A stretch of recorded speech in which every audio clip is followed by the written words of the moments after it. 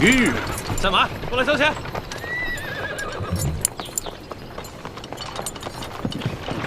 慢点。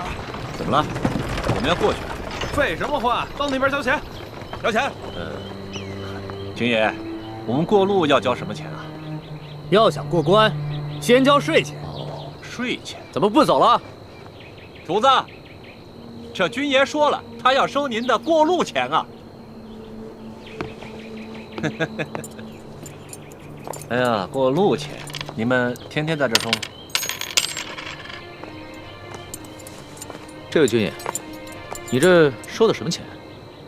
关口要道，过往商旅一律上交税钱2吊。可我们不是商人，为什么还要交税费？不管你是做什么的，只要从我这路口过，就得交钱。这大清立国30余年，怎么没有听过这样的规矩？少给我啰嗦！哎，干嘛？干嘛？哼，看你像个贵公子模样，2吊钱拿不出来，不想出钱就别从我这过。好，这钱我出，不过你得告诉我，是谁让你们在这收钱的？这是我们知县大人的命令，你还想怎么着？龙小爹，这一个小小的知县就敢巧立名目胡乱收费，再大点的官可了得呀！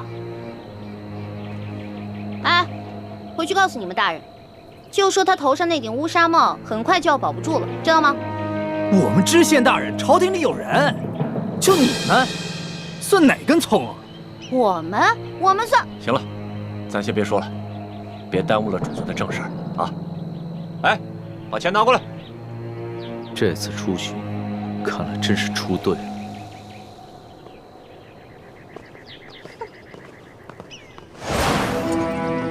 哎，进城交税。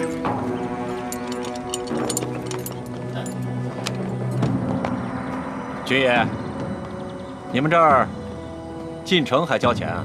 交啊，每车5钱。每车收5钱？又怎么了？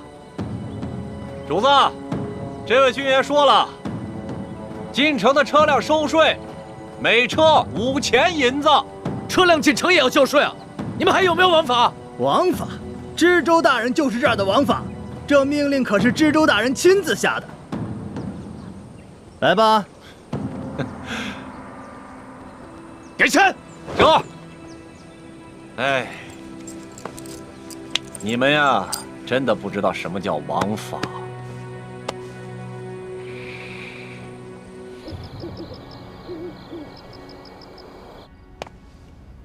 朕自入山西以来，一路所见，民多疾苦，而各地方官各自为政。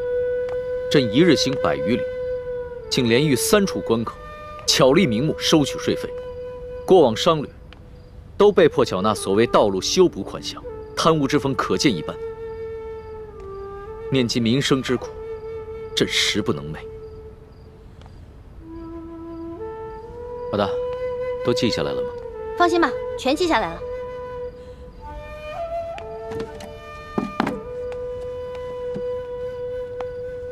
老大，你觉得我能算是一个好皇帝吗？你呀，马马虎虎吧。你别生气啊！你之前跟我说的，让我在你面前不能说假话，只能说真话的。要是你以前这么说的话，可能我还会不高兴。但是现在我不会了。你说的对，我确实只是一个马马虎虎的皇帝，离一个好皇帝还差得远呢，差得远呢。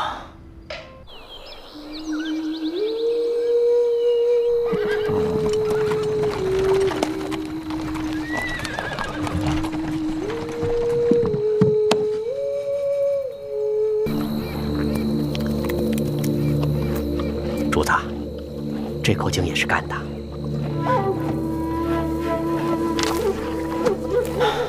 进入山西以来，这旱情是越发的严重了。是啊。老人家，这口井也没水了。啊，这儿也没水了。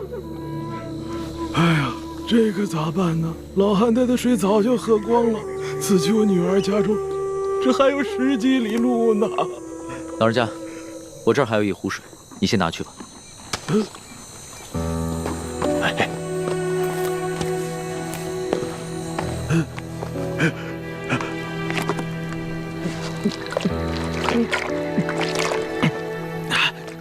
多谢，多谢。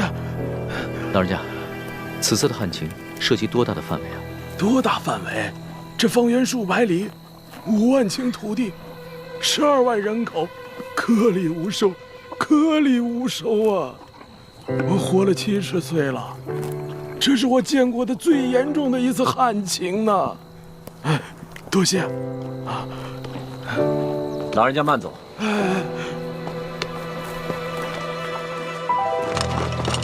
主子，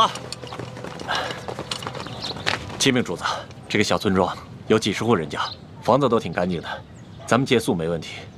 只是这村子人烟稀少，好多房子都空着，显得有些诡异。为什么？这些民房都好好的，有一些一看还是新翻修过的，怎么会没人住呢？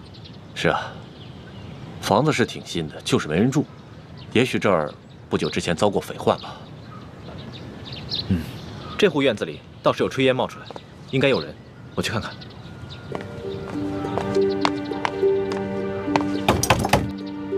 有人在吗？官爷不必再催了，老夫就是死也要死在自家老宅子里。不是官爷啊！老人家，我们是过路的外地商客，错过了宿头，能否在这里借宿一宿？房钱要多少，随便你开。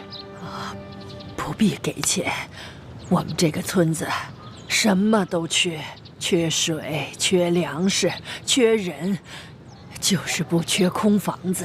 你随便住吧。老人家，此话怎讲？村民们都去哪儿了？我们这个村子遭遇了几10年不遇的旱灾，村里只剩下一口老井，每晚能渗出一点点水来。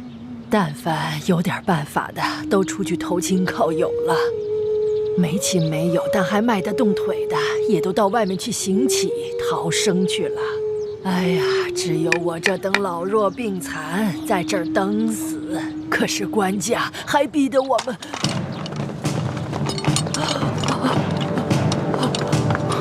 快，保护主子！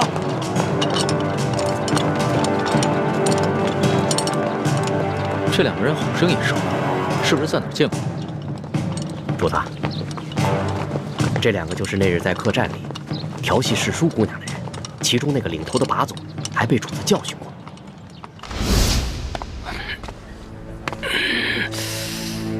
怎么回事啊，老杨？这还是个高手呢。吃瘪了吧？哦，干什么？我问你干什么？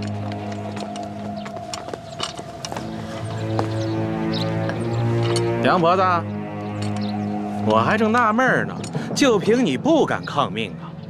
原来是有这么一门富贵亲戚。裘老板，你可别牵连无辜，老妇哪儿来的这等富贵亲戚？他们都是过路的客商，在我家借住一宿，明天就得赶路的。路过的客商，让我瞧瞧。哎，咱们是见过的是吧？啊？哟，姑娘，你也在这儿呢，真是缘分呐！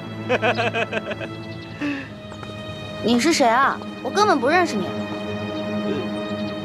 你还好意思说呢？那是在客栈喝醉了闹事，他就是被我教训的那个。哎呀，羞死人了！原来你还是个朝廷命官呀！那日你当众调戏我家的丫鬟，就已经失了体统。你还追到这个村子来，没完没了是吗？你老杨，咱们今天来办正事儿的，你还穿着官服，收敛一点。也对，老子懒得理这些外乡人。几位，老子是来办公差的啊！杨婆子，怎么着？今儿个你是搬呢，还是不搬呢？不搬，老夫就是死也要死在我自己的房子里面。你敢公然抗命是不是？你是不是不想活了？老人家，你是不是将房子作价卖给了他们？卖给他们？客官，这房子是老夫夫家留下来的祖产，房子后面还有几亩良田，老夫家祖孙几代人就靠这点良田生活。如今虽然不幸遭遇了旱灾，可老夫也舍不得变卖这个祖产呐。这个裘老板仗着官府里有人，随便给了仨瓜俩枣碎银，就要强行圈走咱们整村的房田地呀！你闭嘴！老不死！裘老板给你安置费已经是大发慈悲了，你还敢在这里计较或多或少的？你信不信我现在就捆了你？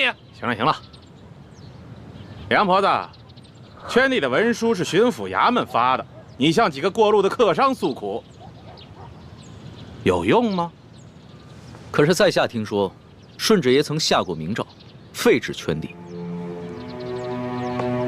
几位是读书人吧？啊，哼，看着就像，带着那么一股子迂腐劲儿。古往今来，这皇帝总说王子犯法与庶民同罪，但谁曾见过哪个王子犯法真与庶民同罪？就算是在皇城根底下，那些王公大臣不也是一大片一大片的圈地吗？皇上不也是睁一只眼闭一只眼吗？几位是过路的客商，我劝你们别多管闲事。听清楚了吗，老太婆？明日一早，我就带人来这里破土强拆。届时你还没搬走的话，那我就把你埋在这破房子里。老夫就在这儿等着你们，我就是死也要死在我自己的老宅子里面。哼！巡抚衙门令，凡是胆敢公开对抗官府者，皆按谋反论处，格杀勿论。所以今天老子就是杀了你，也是在执行公务。最后再问你一遍，搬还是不搬？不搬。那明白了。你既然铁了心不搬了，那也好。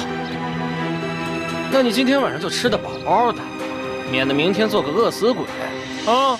呸！看什么看？小心我把你双眼给挖出来！哟，瞧瞧，富商家的丫鬟都不一样，脾气这么大，挖我眼珠子？来来，挖，退下！干什么？真想打架呀？看清楚，爷可是巡抚大人的直属亲兵，你们要是真敢跟我动手的话，那就是造反！来呀！老杨，几位，老杨，这几个人呢，出言不凡，气度也不凡，像是有些身份的，别节外生枝。先回去，啊，先回去。走，几位，请吧。梁婆子，到底搬还是不搬？你可要想清楚了。诸位，告辞。哎，主子，这几个混账东西不给他们点教训啊？这些都是虾兵蟹将，没用的。老人家，再多吃点吧。不瞒你们说，我都半个月没见米香了。不怕你们见笑，我都喝了5碗了。老人家，听说这山西旱情已经惊动了朝廷，朝廷也已经拨了大批的赈灾物资，你们都没有分到吗？赈灾物资？哎呦，咱老百姓连1粒米都没见到过，一点都没有分到，1颗米粒都没见到过。老人家，我看你这儿冷锅冷灶的也有一段时日了吧？不是圈地有安置费吗？为何不拿这些安置费去买些粮食啊？别提安置费了，姑娘啊，不瞒你们说，就我们这样的地，按理来说，好歹1亩也值4、5两银子，可是上面他们只肯给1两啊，而且层层盘剥下来，有些关系的、运气好的，也只能拿到几钱呢。像我这样的老不死，就只能拿几个铜板。老人家，这圈地一事已经违反了朝廷的政令，你们为何不上告啊？告？去哪儿告啊？老夫的儿子先去县衙告状，被他们拉了出去，一顿毒打，还给他胡编了一个什么罪，被他们连打带拖，回来以后连伤带气的，没多久就扔下老夫去了。老夫的孙子不服气，借了些钱去太原府鸣冤，也被巡抚大人当盗贼发配关外，至今未归，一去不回，还怎么告啊？还有这等事？这山高皇帝远的，这圈地的人可是个通天的人。通天是当朝的大红人鳌拜，你知道吧？听说过。山西巡抚刘德昭，他就是鳌拜的门生，还有那个圈地的裘老板，他就是刘德昭寄娶的夫人的小舅子。您说还到哪儿去告啊？可是听说鳌拜不都已经被皇上给查办了吗？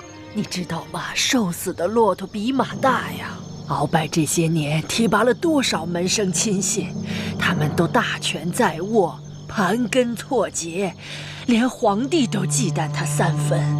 不然为何皇上就只把鳌拜卷进了呢？这官场上的事儿说不清，万一哪一天鳌拜东山再起，可怎么办呢？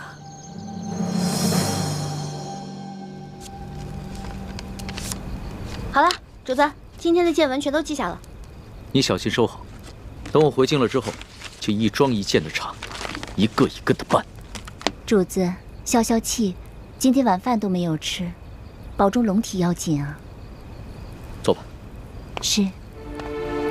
这所见所闻，我还怎么吃得下？顺着朝就已经下的禁令，到现在还有令不止，让许多百姓流离失所，无家可归。最重要的是，他们还敢鲸吞朝廷的赈灾粮款。你爹爹的密奏，所言非虚啊。主子，那咱们可得小心了。听说这山西官场，鳌拜残存的势力不可小觑，他们掌握的地方官兵足有上万。万一他们知道了主子在微服私访，起了歹心，可了不得。小不忍则乱大谋，只能暂且忍着了。可是，他们明早就要来强拆了，这些百姓们该怎么办？那个叫杨八狗的，还有刘德昭新老婆的那个小舅子裘贵吧，他们一个个都是心狠手辣的角色。如果咱们一走，那几户宁死不搬的村民不得被他们活活给弄死啊？不会吧？这村子里还有几户人家，10几口人，我不相信他们敢全都杀了。主子还别不信，我在山东行医的时候也遇到过类似的事情，也是有几户村民不肯搬迁，那圈地的是鳌拜府上管家的表弟，直接派人在半夜里放了火，却推说是他们自己不慎烧了房子。那几户家人当中，有几个性子烈的，想要上京告御状，却在半路上被一伙身份不明的歹人给杀了，案件至今未破。啊，老奴老家也发生过这样的事情。那不搬的一家5口被灭门，却推说是得了瘟疫，其余人也都是敢怒不敢言。那怎么办呀？咱们可得救救他们呀，不然咱们走了，这些老百姓不得被那些豺狼给吃了？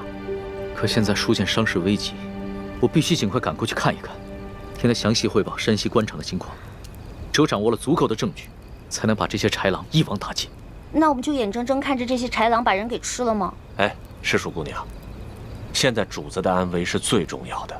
这俗话说得好，强龙不压地头蛇。主子您的身份是万万不可暴露的。这样吧，待会儿我们进村查一下，然后再做打算。哎，主子，您瞧，那户人家好像有人哎，你听，他们好像刚生完孩子。只可惜，明天一早就得拖家带口背井离乡。可怜的孩子。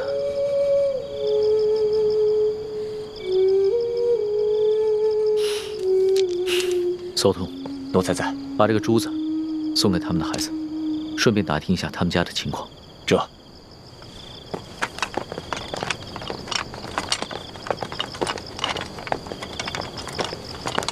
易欢呢？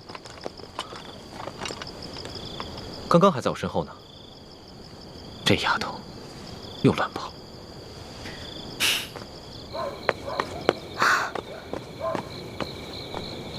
哎，我明明听到有人求救的呀！救命啊！快走！救命啊！站住！干什么呢你们？当兵的居然强抢民女啊！嘿呦，瞧这小脸够水的呀！要不一起带回去吧？就我爷见了一定喜欢。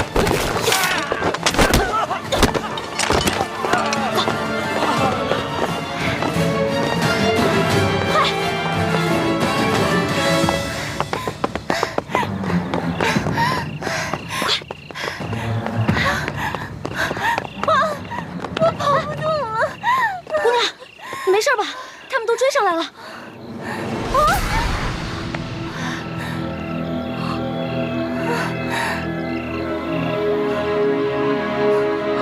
天哪，她怎么长得这么像徐姐姐？难道这舒婉欣逃跑1个月了，我们也想不明白她没有报官的原因。但是，她极可能已回山西老家去找她父亲舒剑了。哎呀，此处离太原府不远了。难道她就是从明珠谷逃出来的舒婉欣？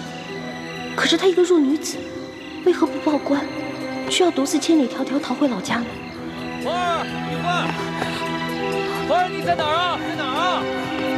易欢，来，姑娘，咱们躲这儿，快点，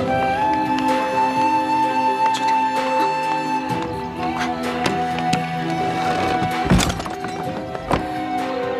哎，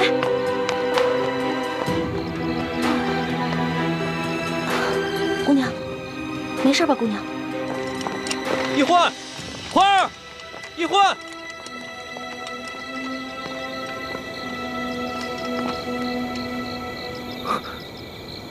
屋里好像有欢妹的呼吸声，但似乎还有另一个微弱的呼吸声。欢妹竟然没有发声，定是事出有因，不便现身。这丫头跑哪儿去了？这丫头真是太不让人省心了。易欢，没事吧？你脸白成这样，是不是特别饿啊？来，姑娘，吃吧。啊，谢谢。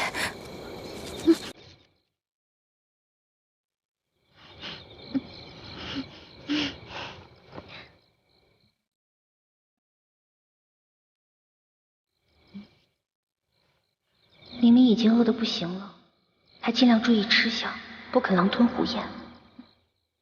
看来应该是出身名门的大家闺秀啊。不好意思，我已经2天没有吃东西了。谢谢女侠仗义相救，谢谢女侠。别，太客气了。姑娘，我看你也不像这个村里的人，你为何一个人啊？你从哪儿来啊？要去哪儿啊？小女子本是山西太原府人士，途经此处，看到一处空的房屋，本打算暂借1宿，谁想到我刚住进去，就有2个官兵闯了进来，说我强占民宅，要抓我去见官。幸得女侠出手相救，小女子感激不尽。嗨，我根本不是什么女侠，我跟你一样，是途经此地的过客。你我相遇也算是缘分，不如互相留个姓名，他日江湖再见的时候也是朋友了。我叫易欢，你呢？是易女侠。易女侠武艺高强，又仗义助人。小女子能够结识易女侠，是小女子的荣幸。嗨，小女子的贱名不足为道，只是我这出门在外，身上的盘缠没有带足，易女侠家住何处啊？小女子平安回家之后，一定备下薄礼，登门致谢。口风倒是挺紧的，不肯说自己的姓名，反倒盘问起我来了。谢就不必了。我看咱俩年龄相仿，我是顺治12年5月初4生的，不知道该管你叫姐姐还是妹妹啊？小女子出生于顺治11年3月初8，可不就是舒婉欣的生辰？那你比我大，我应该叫你姐姐。姐姐，你一个人手无缚鸡之力，怎么就跑到这儿来了？也没个伴儿陪你啊？唉，2个月前，家父把我献给一个有权有势的男人，那个男人要在很多姑娘当中挑选妾室，我是备选之一。没想到我还没有到那个男人家，就阴差阳错被人劫走了。直到近日，我才侥幸逃出来。这个有权有势的男人，指的应该就是龙小弟了。还有此等事情啊？那你逃出来以后，为什么不去报官啊？你现在难道要去找那个有钱有势的男人啊？不是这样的。我未曾去报官，是因为那些劫走我的人固然可恶，但是我不恨他们，反而心存感激。为什么呀？家父把我献给那个有权有势的男人做妾，并非出于他的本意，实在是那个男人太有权势，家父不敢违逆。因此，我在心里早已发了誓，若被那男人选中为妾，那我便以死明志。其实那个男人有权有势，也是个不错的归宿啊。你宁死不从，莫非？我看你戴的这块玉应该是鸳鸯玉吧？你戴的这块是雄的，那雌的那块，莫非姐姐已经有心上人了？啊，那我明白了。怪不得你从劫匪那儿逃了以后不去报官，你现在是想去找你心上人啊？实不相瞒，我自幼丧母，和爹爹相依为命。我是真的想在我出走之前，悄悄回一趟家，去看看家父最后一面。他说去看家父最后一面，然后就私奔。那如果他发现他爹快死了，那他肯定就忍不住露面了，这不就麻烦了吗？这院里有人！嘘，一群窝囊废，这事儿还得麻烦我。行了行了，想不到这姓杨的居然能听出我们的呼吸声，那我肯定应付不了，不如叫救命吧。不行啊，要是这样就惊动了龙小弟和索额图，那就更糟了。姐姐，我们躲到那边去吧。走。好。快。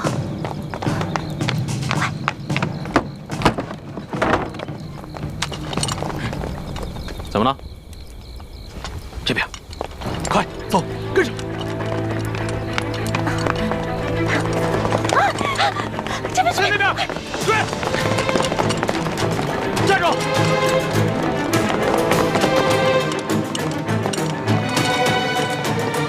这一关到底跑哪儿去了？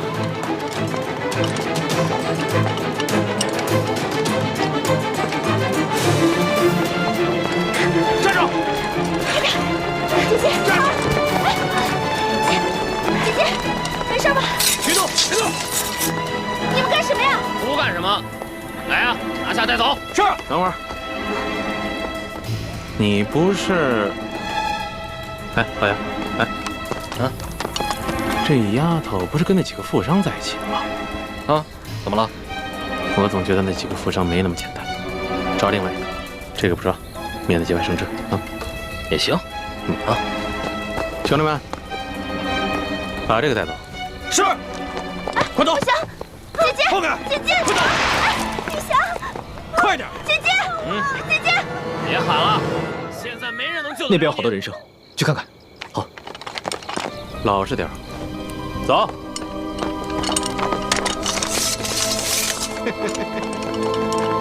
小妮子，没看出来还是个练家子。之前是不是把我的兵给打了？你脾气还真是烈呀！不过爷就喜欢骑烈马。之前你不是说要来挖我的眼珠子吗？现在看来，只能是爷挖你的肉了。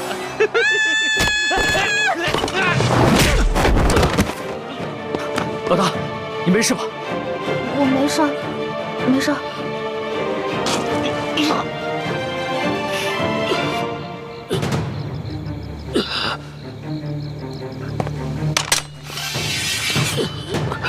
你们别乱来，我可是朝廷命官。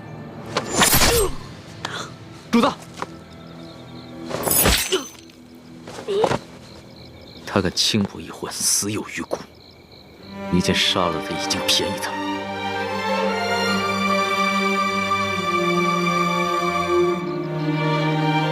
这还是我平生第一次亲自动手杀人。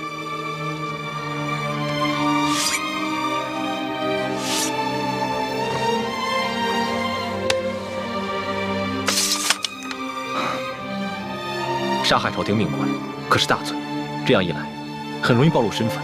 杀了就杀了，想办法善后。这三更半夜的，你到处跑什么呀？喊你也不应，你知不知道我们很担心你啊？我是晚上没吃饱饭，本来想看看村里有没有什么鸡填饱一下肚子，结果找了一圈没有，就遇上这个坏蛋了。饿死鬼投胎啊！天天就想着吃，除了吃你还能知道什么呀？我还知道饿。你看看你这个妹妹，脑子里装的都是什么东西？陈妹从小生活艰苦，所以一有机会就惦记那张嘴，让主子见笑了。我知道，你们曾经都吃了不少苦，但现在跟了我，会保你们一世荣华富贵，再不受半点苦头。谢主子恩典。主子，光让我们两个不受苦也不行啊，你要让全天下的老百姓都不再受苦才是，这才是最重要的。我知道，我的老大虽然贪吃，但不贪心，更不自私，心里边天天装着天下百姓，真是我的良师益友啊！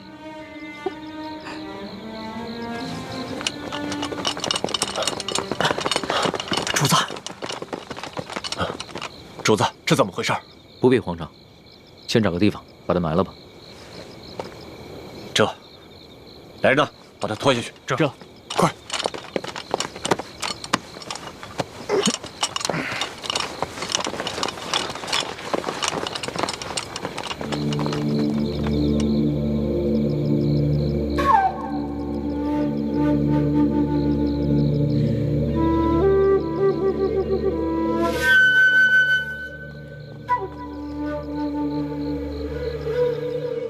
主子，那个杨八总的尸体，我已经在外面埋好了，同时奴才安排了人手守住了各个路口，现在连只苍蝇也不会再飞进来了。办得好。对了，再有人来打探消息的话，先不要杀掉，悄悄把他们拿下，找一个地方关押起来，到时候他们也是人证之一。这，还有，这村子里边剩下5户人家11口人。但他们全都是老弱病残。左土，挑几个可靠的人去找一个安全僻静之地，务必在天亮之前把他们全部转移。这，哦对了，他们都是老弱病残，就把我那辆马车拨给他们。这，马三，我们走。这，咱们也都准备一下，天一亮我们就要离开这个院子。主子，这才3更天，你先回屋休息吧。等我们收拾好了以后再叫你出来。好，明儿再赶1天的路就能见到书剑了，到时候肯定有很多事情要等着我处理，所以啊，我是应该好好养养神了。那我给您点一炉安魂香吧，不然你睡不好又该胡思乱想了。不容易啊，会体贴人了啊。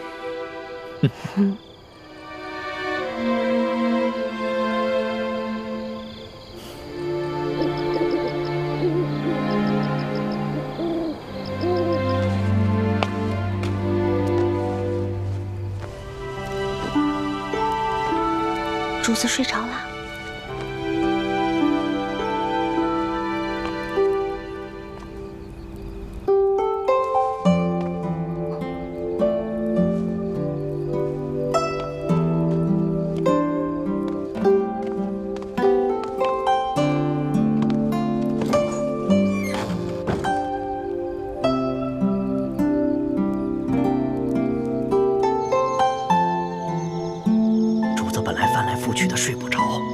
闻了你一个什么香，马上就睡着了。你说，到底给主子闻的是什么香？就是普通的安魂香，您放心吧，对身体无害的。真的？真的，叔父，我怎么可能骗您啊？哎呦，你就不要再叫我叔父了，好不好？咱们最好是永远都不要认亲。哎呦，易欢，我求求你了，你千万不要对主子有什么不好的心思，更不能想着要去害他，否则连我都活不了了。哪有？我怎么可能害我的龙小弟呢？我也绝对不允许任何人害我的龙小弟的。你说的话，我也不知道是该相信还是不该相信。但是我告诉你啊，我伺候过3个主子，咱们现在的主子是最好最好的一个。哎，你不是说过要为什么？要为天下苍生、黎民百姓着想？哎，是不是这么说的？那你就更不要想着使什么坏心思，更不能害了主子，也不能连累我。哦，也不知道当初是谁帮着鳌拜给皇上一直下毒。那不也是迫不得已吗？再说鳌拜呀，也没有想害了主子，给主子下的药呢，主要是想扰乱他的心神，让他不能理朝政。可你们……哎呀，我们要想害他，在宫里早就害他了，何必等到现在呢？叔父，你就放120个心吧。说好了啊。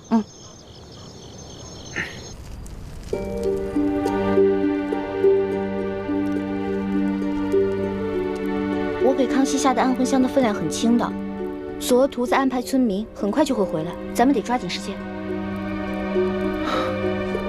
你能确定那姑娘就是舒婉欣吗？我看看。当然了，我生辰都对了，错不了。幸好她被刘德昭的小舅子给抢走了，否则被索额图发现，那可就麻烦了。可他现在落在恶霸手里，不定后果怎么样呢？咱们得去救他。都什么时候了，你居然还想着去救舒婉欣，怎么敌友不分呢？六师傅，他不是咱们的敌人，他是无辜的。他威胁到咱们的大业，那就是我们的敌人。可是你这话说的不对，六师傅。怎么不对了？我们替先帝报仇，光复大明，那才是大是大非。这些小事情根本就不用计较。六师傅，易欢说的没错，舒婉欣必须得救。他从明珠谷逃出来以后，一直没有报官说出自己的真实身份，是想着悄悄和自己的心上人私奔。但眼下他落在了刘德昭小舅子手里，为了自保，他很有可能说出自己的身份。刘德昭知道真相后，必定会上报朝廷。那样的话，倾城的身份也会暴露。可我们眼下怎么救呢？我们亦不熟悉路线，又不知道他们把人抢到了何处，而且这天就要亮了，实在是来不及啊。这样吧，一会儿我装病，留下来和那些村民一起去休养。等你们走之后，我就会悄悄地去找舒婉欣。如果她没有暴露身份的话，那我就会把她救出来，并把她送到明珠谷。倘若她暴露了自己的身份，那我只能杀了她，和所有知情的人以绝后患。六师傅，你不能这样。如果这样滥杀无辜的话，跟当年清军杀无辜的老百姓有什么区别啊？欢儿，你怎么跟六师傅说话呢？师傅，你别生气啊。一欢他就是这样，说话不知轻重。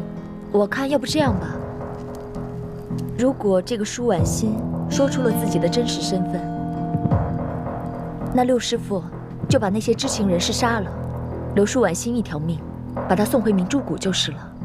是啊，六师傅，那些狗仗人势的东西本来就死有余辜，杀了也算是替天行道。但是舒婉欣是无辜的，我们不能伤害她。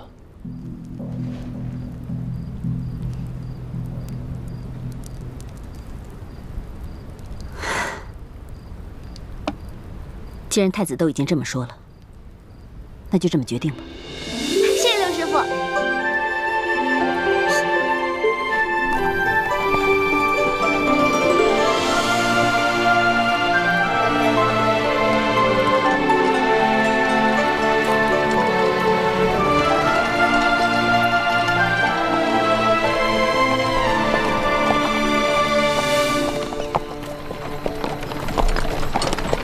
这雪嬷嬷昨晚还好好的，怎么一下子就病了？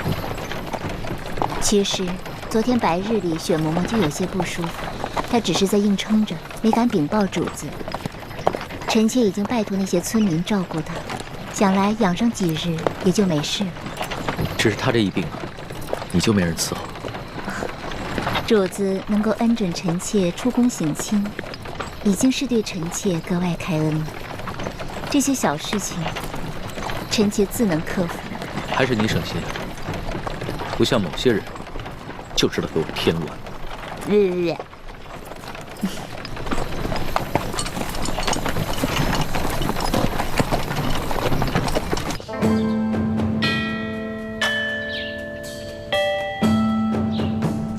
左徒派人送来了密奏，说皇上已经进了山西境内，应该很快就能悄悄地见到书剑了。这是皇上第一次微服出京，只愿皇上能托皇祖母的福，顺顺利利、平平安安的就好。玄烨他是爱新觉罗的子孙，他若是只在紫禁城的方寸之间长大，他怎么能够管好这万里江山？让他出去历练历练也好啊。纵然会有一些波折意外，但皇上乃天子之命，也必定能化险为夷。皇后不必太过担忧。妾身别的倒不担忧，只是不放心这李氏兄妹二人。你放心吧，哀家再三的嘱咐索图和李德福，让他们盯牢了李氏兄妹。况且李氏兄妹若要真的有图谋不轨，那在这宫里头早就应该下手了。既然他们没有异常举动，就说明他们的目标并不是暗害皇上。此次山西之行也能让皇上和我们大家都能看清楚，这李氏兄妹值不值得信任。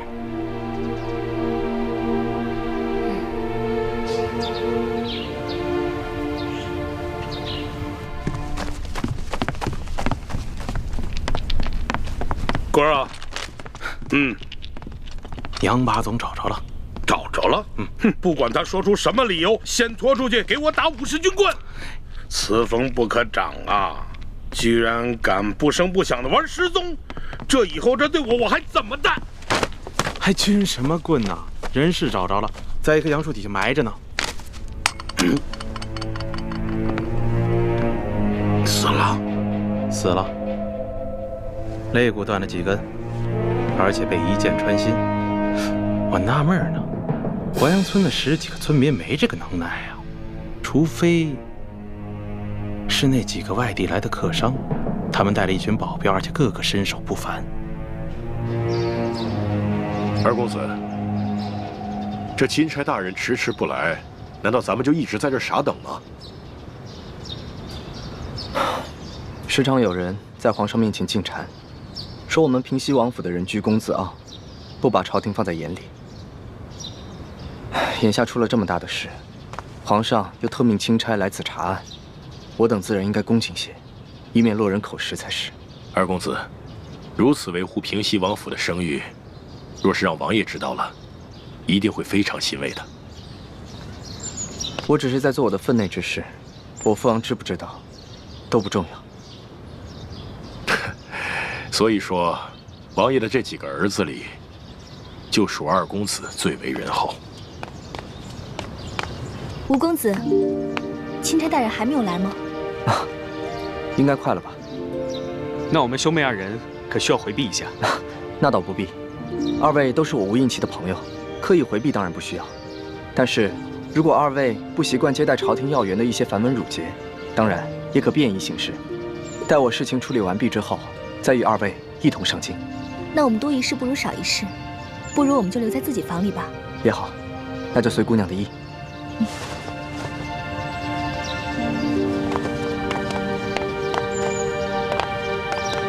秋贵啊，你的意思是说，杨把总是被这几个客商所杀？要我看，不但杨把总是被他们杀的，连那10几个失踪的淮阳村民，也跟他们脱不了干系。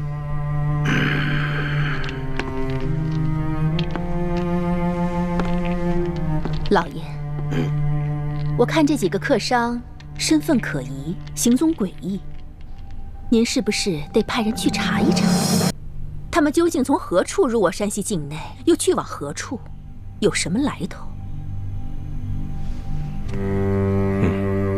香娥，卑职在。此事就交由你去办。卑职遵命。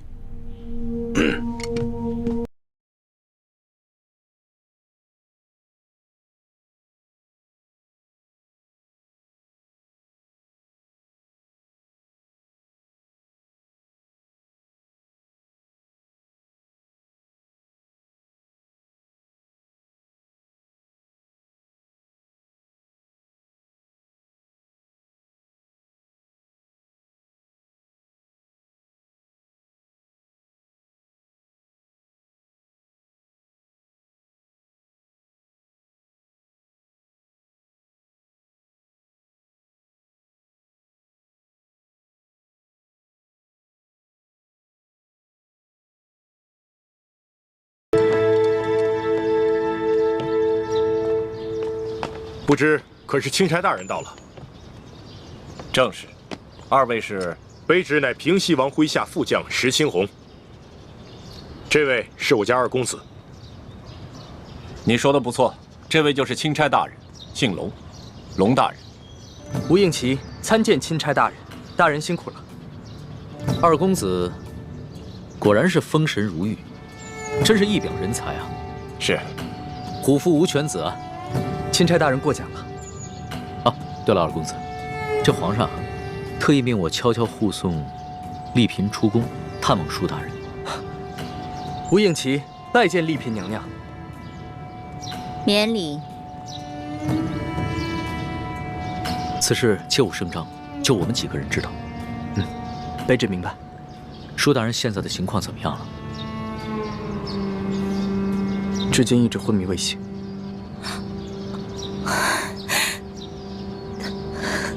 丽嫔娘娘，别伤心了，说不定等会儿舒大人见到娘娘，就会醒过来了。秋贵啊，你说这几个村民怎么会无缘无故的失踪了呢？而且这些剩下的村民皆是一些老弱病残，你说他们都去了哪儿了呢？要说他们杀了杨把总，是因为杨把总调戏了那个客商的婢女，他们失手杀人再埋尸，这说得过去。可是为什么要带走那10几个村民呢？这不合乎情理啊！难不成他们是想将这些村民留作证人，将来去京城告御状不成？有这个可能。淮阳村的梁老婆子一直都是个刺儿头。哎，你想啊，他儿子告状被咱们给弄死了，他孙子接着告，咱们给他发配关外，他能跟咱们善罢甘休吗？而且就这么巧，那几个客商就投宿在他家里，他肯定没少说咱们的坏话。说，还有脸说？消消气。既然知道这个老婆子是个刁妇，为什么早不处理啊？留下如此之祸患？我哪知道啊？他一个老婆子风烛残年了，有上顿没下顿，能活几天呀？谁成想半路杀出个程咬金，跑出这么几个客商来。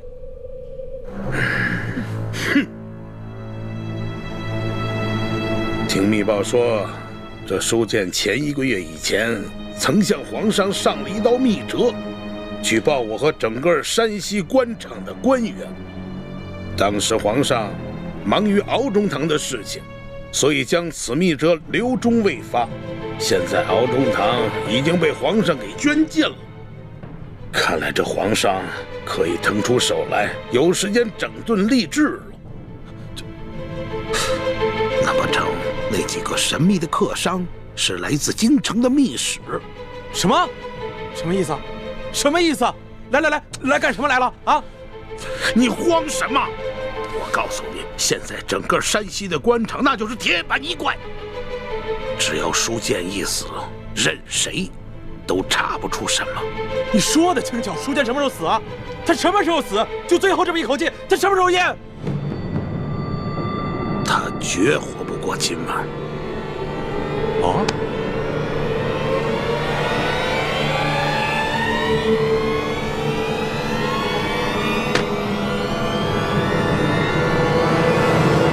龙大人，您陪着丽嫔娘娘先去探望舒大人，卑职带着手下把这驿馆里里外外都搜查一遍，布置好安防。好，去吧。这，走。丽嫔娘娘，龙大人，这边请。娘娘，二公子，二公子，刚刚我家老爷醒过来了。当真是皇恩浩荡啊！这丽嫔娘娘和钦差大人一过来，舒大人就醒了。看来真是被本钦差给说对了，舒大人一定是知道丽嫔娘娘要来探望他，激起了他的求生欲望，所以他就醒了。多谢大人吉言，这都是托了皇上的福。二公子，那就请带路吧。是。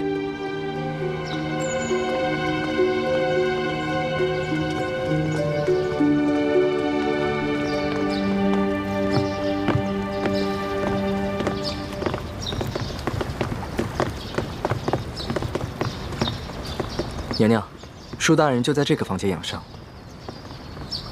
哦，对了，皇上有一封密诏要我单独交给舒大人，有劳二公子先行回避一下。啊，好，那我等告退了。嗯。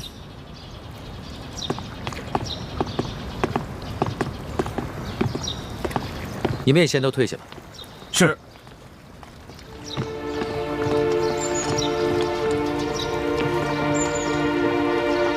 一欢，你们三个就先在门口候着吧。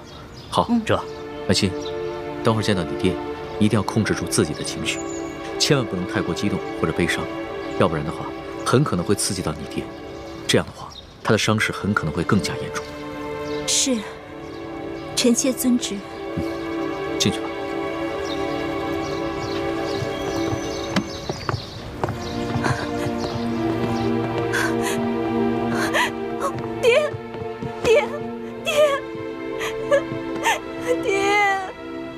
舒爱卿，舒爱卿，舒哥哥，怎么办啊？你说这书剑会不会认出徐姐姐是假冒的？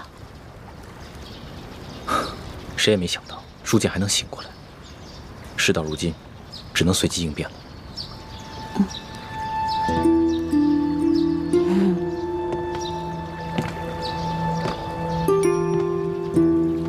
你们两个在悄悄商量什么？什么都没说。我明明看见你们两个在悄悄商量。你们一定有企图，我可告诉你们，我在这宫里30多年，好不容易才有今天，你们两个可不能让我连紫禁城都回不了。叔父放心，我保证，你跟康熙都能平安回京。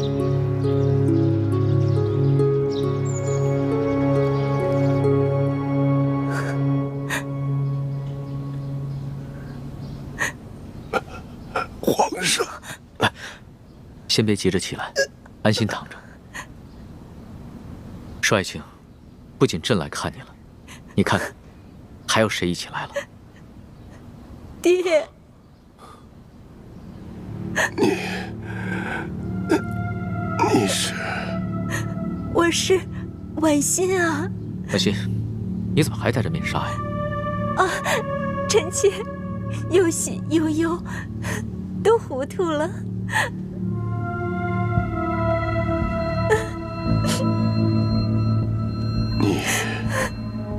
你是婉欣？真的是婉欣？你怎么来了？舒爱卿，朕知道你只有这么一个女儿，所以啊，朕特意带她来一同探望你。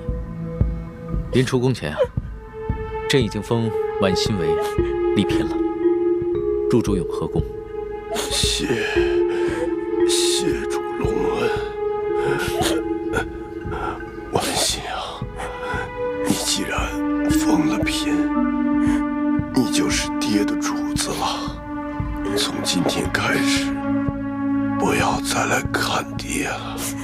要好好的伺候皇上。婉心，你忘了刚刚朕怎么跟你说的？别老顾着哭啊！皇上，臣妾忍不住，臣妾忍不住。行了，那你先去一边，稳定稳定心思。朕先和你爹说几句话。是。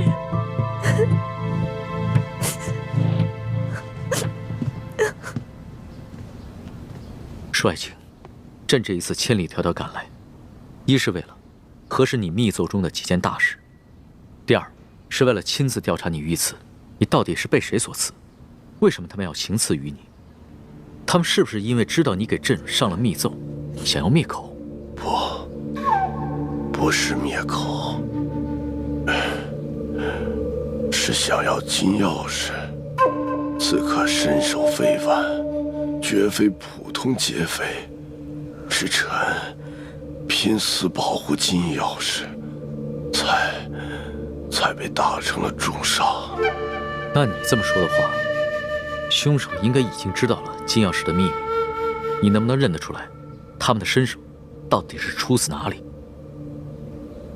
不知道，臣只知道，在事发的前一天晚上，平西王府秘密的派了个人来。舒爱卿，婉心，快倒水来。是。舒爱卿，舒爱卿。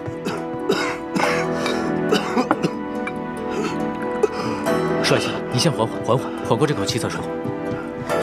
爹，来，喝口水来，小心。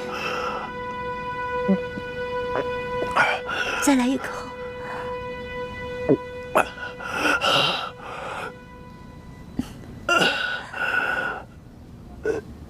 怎么样，好些了吗？你刚刚说的平西王，平西王派谁来？派他来做什么？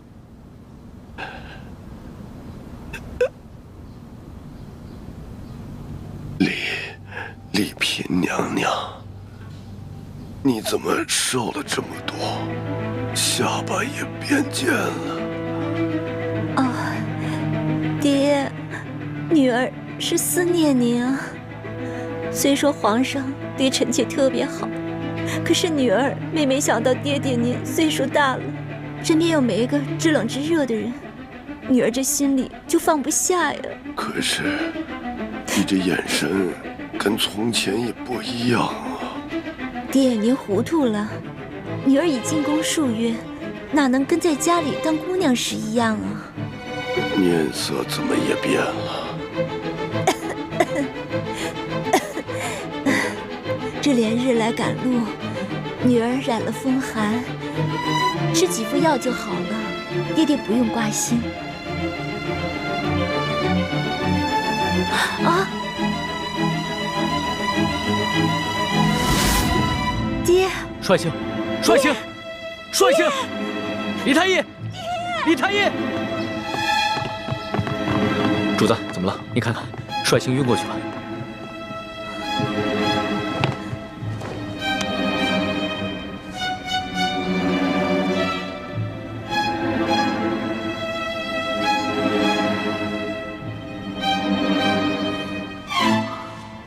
主子，舒大人的脉象很不好，只怕随时都可能。啊！那可还有救？朕尽量一试。只是舒大人本就重伤未愈，又元气大伤，好不容易见到了主子，还有丽嫔娘娘，难免心情激动，多说了一些话，自然便撑不住了。至少3日之内，不宜再让他受到任何的刺激，更不能让他说话，否则再次耗损元神，恐怕就无力回天了。知道了，你先去煎药吧。臣遵旨。丽嫔娘娘，主子，要不然咱们也先出去吧，让舒大人好好在这儿静养一下。李德福，你留在这儿，亲自照顾舒剑。这。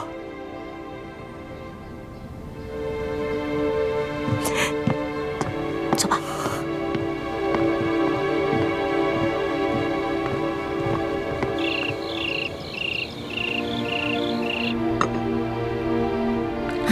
真没想到，这个书剑受了那么重的伤，居然还能发现我跟舒婉欣的细微不同。多亏我在他的水里下了迷魂药，把书剑迷晕了。婉欣，快到温水了。是。舒婉欣，舒婉欣。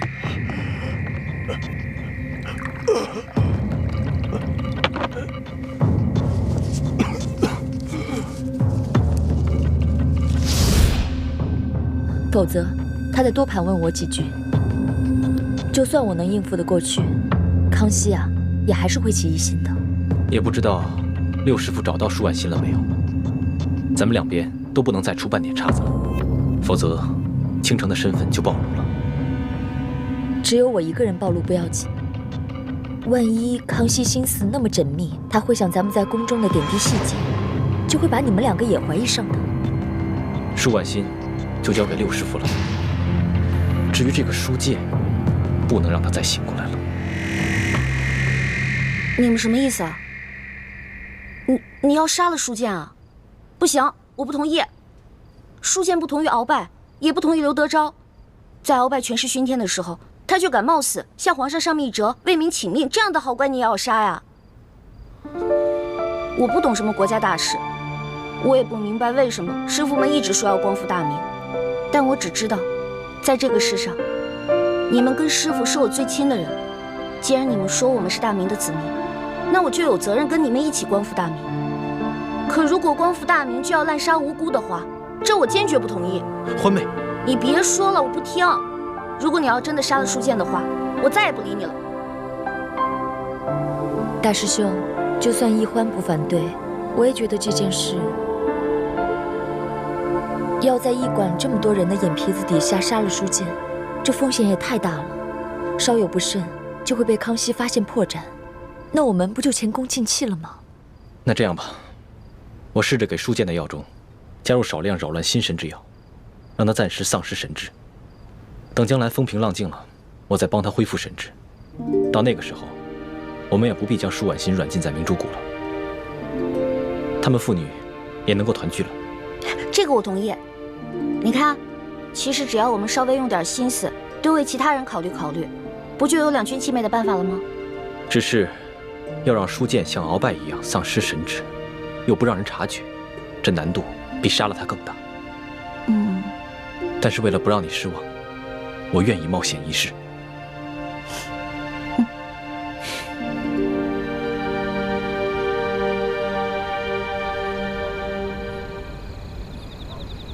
二公子，本钦差听舒大人说，就在案发的前一晚，平西王爷曾经派人来找过你。不错，事发前一晚，我父王确实派人来找过我，只因为我等刚出云南境内，就遭遇了一股劫匪。不仅我父王进贡的一些云南特产，还有一些值钱的财物，全都被劫匪给劫走了。哦，我父王十分震怒，所以就派人过来追问详情。我与石副将把情况禀报清楚之后，他们就返回滇都去复命了。怎么了？龙大人有什么疑问吗？啊，没有什么疑问，本钦差不过就是随口问问罢了。不知钦差大人还有别的要问的吗？没事。那卑职先行告退了。好。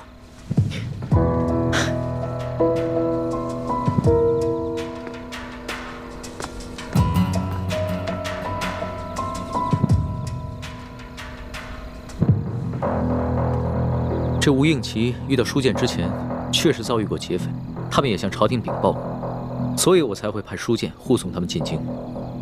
只是这平西王派人来，难道真的只是为了一些无关紧要的财宝吗？你怎么看？主子，您是不是怀疑这刺杀舒总兵的刺客和平西王有关？可是，如果这平西王早就知道这金钥匙的秘密，那何必先派自己的儿子把金钥匙送往京城，然后再派人半路去抢劫呢？那你觉得谁的嫌疑最大？奴才以为，这刘德昭可是鳌拜一手提拔的，鳌拜老奸巨猾，他会不会假意向皇上禀告这金钥匙的秘密，然后暗地里又派人悄悄地来劫呢？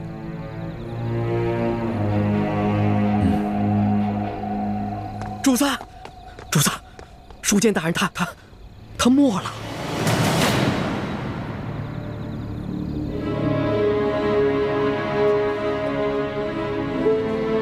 奴才一直听从主子的吩咐，守在书剑大人的房门外，就连一只苍蝇也不让飞进去。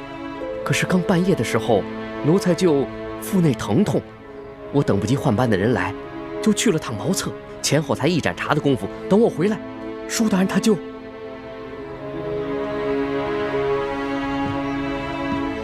人还是软的，确实刚刚过去。父亲，父亲，父亲！娘娘，娘娘，钦差大人还在旁边呢。爹，父亲。李太医，晚饭之前我还跟你探望过书剑，当时他的脉象不是一直很平稳，当时确实有所好转，只是不知怎么突然就……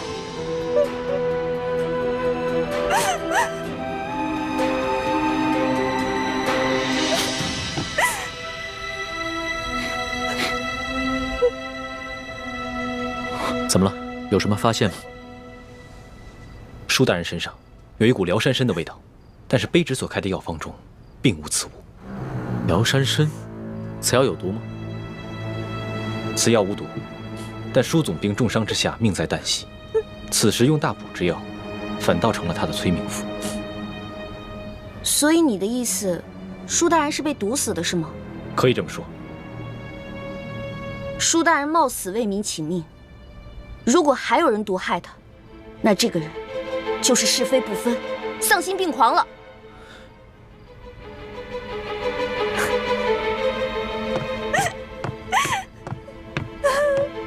主子，卑职已将这驿馆里的所有人等全部都拘押起来了。好，你先分别询问，只要是有可疑的人，全部都带到大厅来，待会儿我亲自审问。这。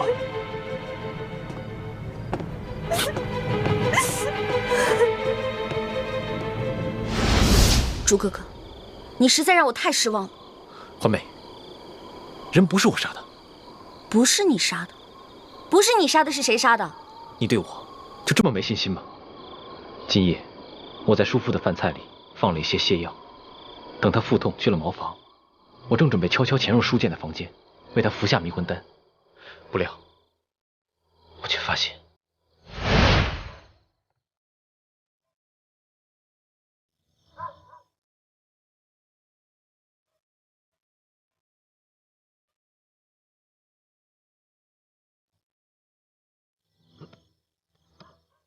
哦，肚子怎么这么疼啊？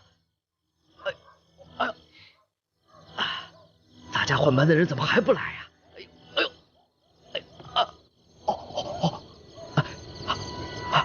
哎呦，算了。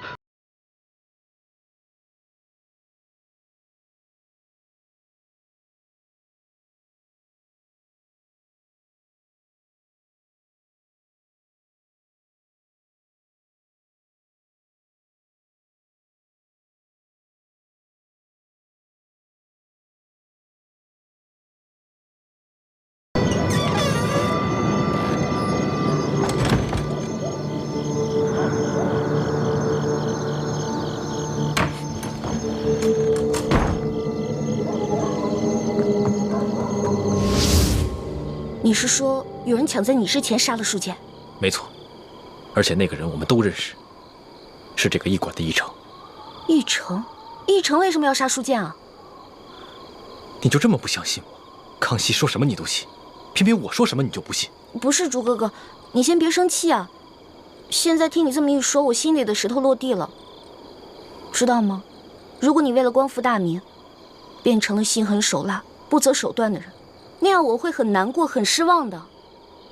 你放心，光复大明是我一生的责任，我无法逃避，只能全力以赴。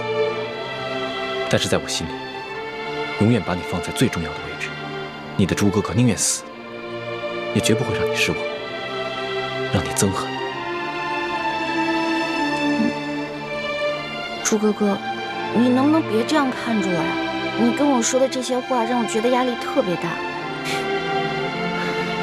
你不要觉得有压力，这是我对你的心。至于你对我的心，都听听你的意愿，我绝不勉强。你说那个奕成为什么要杀舒剑啊？早不杀晚不杀，偏偏这个时候杀他。我也不知道。康熙已经命索额图挨个审问所有的人。我虽然没有办法出面拆穿奕成，但这个小小的驿馆，早就被索额图所带领的大内侍卫在暗中包围，外人根本无法进入。要想查出在夜间行迹可疑之人，并非难事。糟了，这樊姐姐叶哥哥还在驿馆当中呢，他们会不会被索额图当成疑凶啊？小师妹，我们没事，放心吧。叶哥哥，没事就好。小师妹，大师兄，我们又见面了。叶师弟，你送给欢妹的金手镯很好看，我替她谢谢你。我本来想让她把那手镯戴上，好歹别辜负了你一片心意，但她自己不愿意戴，所以……叶哥哥，我现在的身份是钦差大臣的丫鬟，所以我身上不能带贵重的东西。不过你放心吧，我把那个金手镯已经好好的收藏起来了。不带就不带吧，收好就行了。大师兄，索额图已经找我们问过话了，有吴应奇作保，他也不敢为难我们。那就好。如果不出所料的话，康熙应该很快就会查出是奕成下的毒。不，真正毒死舒剑的不是奕成。舒剑伤情好转，肯定是吴应奇和石青红不愿意看到的。而正巧师姐的房间就在石青红和吴应奇的对面，所以今天晚上我也让师姐多留意一点他们那边的动静。我一直观察着对面的房间，结果发现石青红悄悄从房间溜去。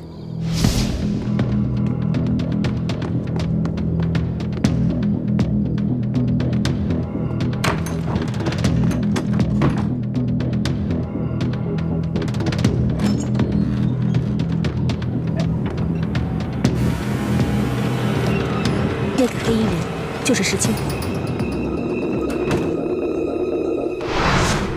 难道今晚潜入舒剑房间的，除了我跟奕成，还有石青红？没错。大师兄，我们何不借此机会，挑起康熙跟吴三桂之间的矛盾呢？这是一个好机会。叶师弟，你一向心思缜密，思虑周全，如果你能把所有的心思都用在光复大明的大业上，我相信你爹和师傅们一定会很开心的。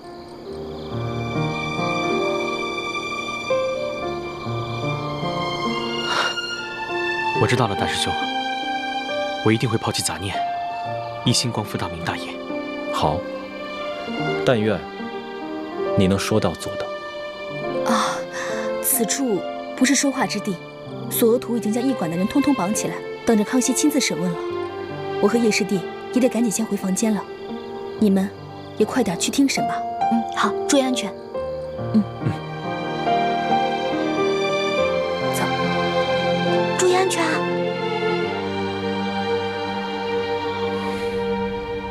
钦差大人明察，小的只是路过舒大人房间，看见门口无人守卫，放心不下，这才进去看了一眼。怎么会是小的下药杀了舒大人呢？你还敢狡辩？本官已经问得清清楚楚，李太医开的药方中根本就没有疗山参。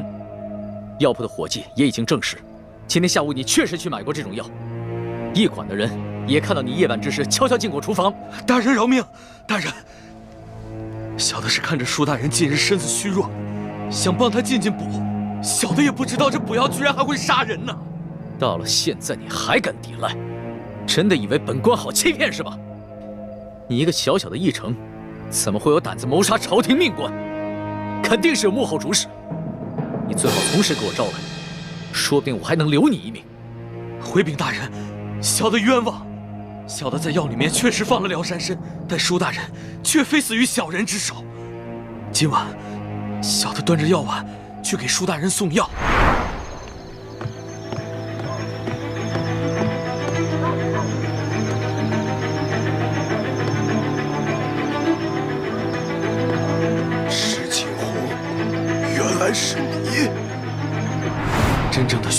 跟小人一样，是用辽山参杀人。小的听见舒大人在临死之前亲口喊出了真凶的名字，就是石青红。混账！你血口喷人！钦差大人，卑职今天晚上一直在二公子房间陪二公子下棋，这一点，二公子可以为卑职作证。不错，钦差大人，今晚石青红一直在我屋里与我对弈，直到听到舒大人身故的消息，我们俩才一起出来。钦差大人，此事非同小可。石青红是卑职的人，此事可是牵涉到平西王府的清誉。我父王历来是效忠朝廷，效忠皇上。我吴应奇也是深受我父王的教诲，对朝廷对皇上，那是忠心不二。还望钦差大人明察。二公子请坐吧，这点本官自有主张。石青红，你既是整晚都与二公子待在一起，那可有别人作证啊？房中并无他人。房间既无他人，那谁知道你是不是在包庇他呢？这位姑娘，似乎对吴某有些敌意。休得无礼！这平西王乃是国之栋梁，朝中良臣，不可无端猜测。倒是你奕成，你虽已承认有杀人的动机，可究竟是谁指使你这么干？无人指使，是小的与舒大人有私人恩怨。舒大人官拜3品，你一介小小议程，恐怕连给舒大人提鞋都轮不上，何来私人恩怨之说呀？不瞒大人，舒大人曾经因为小事给了小的一马鞭，小的就此怀恨在心。但舒大人确实不是小的杀的，还望大人好好审问石青红。够了！我平西王府与你素昧平生，你为何硬要将这屎盆子扣在我平西王府头上？小的确实亲耳听见舒大人临死的时候说的是你的名字，小人没有撒谎。你石青红，不得鲁莽。钦差大人自有公道。奕成，你本就是一个小小的议程，哪有胆子谋害朝廷命官？你最好老老实实的说出你的幕后主使，要不然的话，很可能会罪加一等，连累你的家人。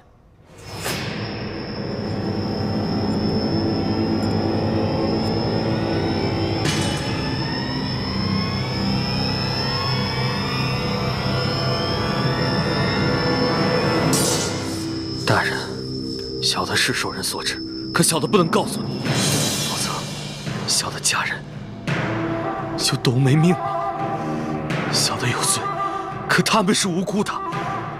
大人，就让小的以死谢罪吧。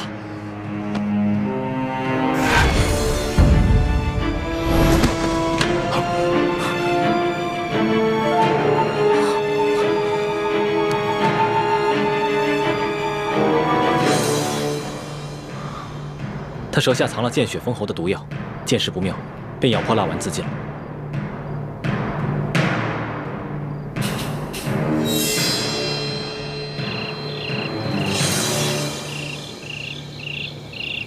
今天晚上我看见的人是奕成，但是抢在奕成前面的是石青红。看来想对舒剑不利的，应该有3路人马。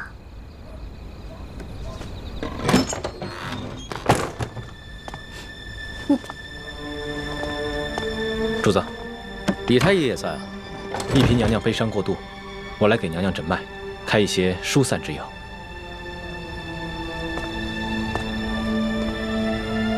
婉心啊，你不要太过伤心了。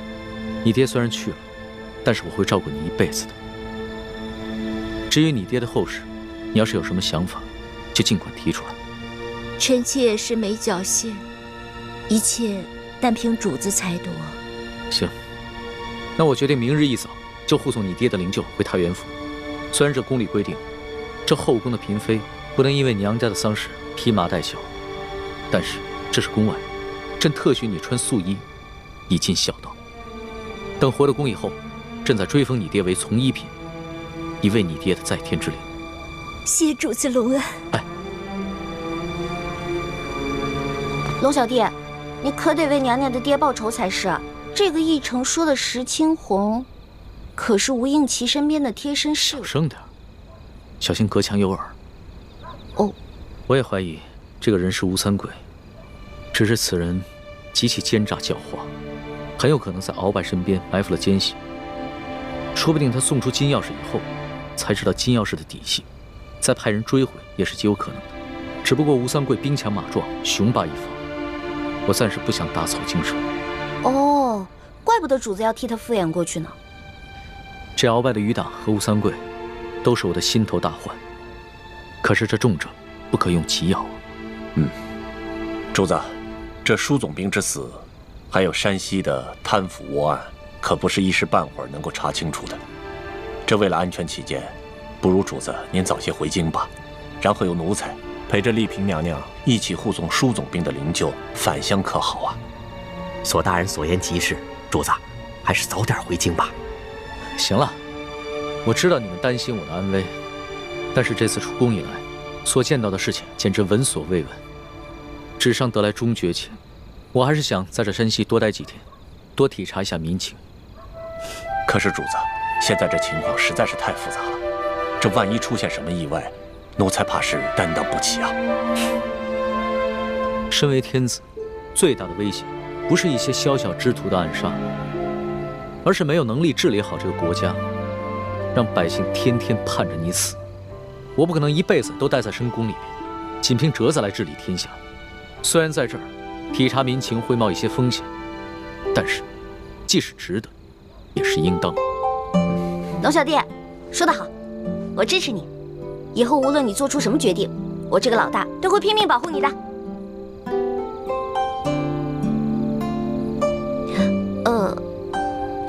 反正龙小弟说过，大清吹牛不上税嘛。老大，你虽然力有不逮，但其心可嘉。你这份情，我领了。